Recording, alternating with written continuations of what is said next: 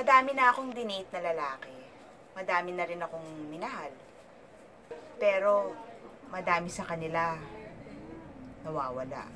Ang minahal ko talaga si Nepo. Office mate ko siya.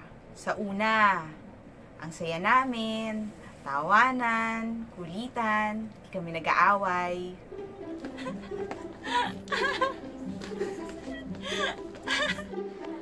Hi, honey buo.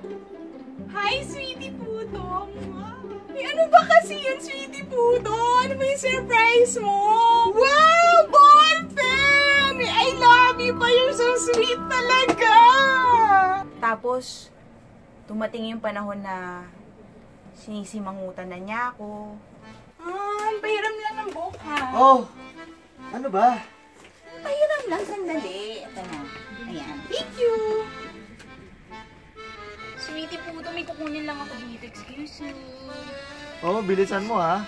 Ito naman, sungit. Sandali. Thank you.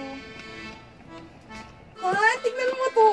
Yung picture namin kanina. Ang ganda-ganda, oh. Ganda, oh. Tignan mo. Ayoko niyan. Maganda eh. Patay? Ayoko. Sungit nito. Kakainis. Hindi ko alam kung ano yung nangyari. Sobrang okay si Camille.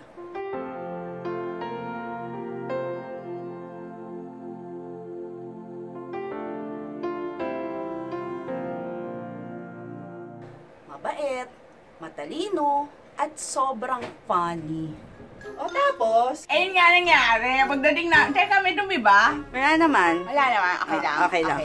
Ayun na nga, pagaling namin doon. Tawa sila ng tawa kasi nung nakikita nila ako.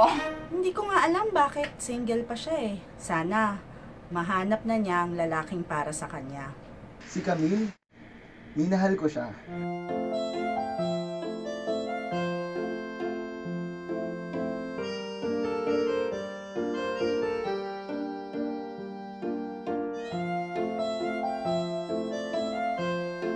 Kaso, ayaw ng universe, ayaw din ng ilong ko. Ano ba problema? Sabihin Wala mo sa na eh. akin. Ipaliwanag mo naman sa akin. Wala na, kung wala na. bakit? Ano ba? Ano ba? Wala na, hindi ko na kaya.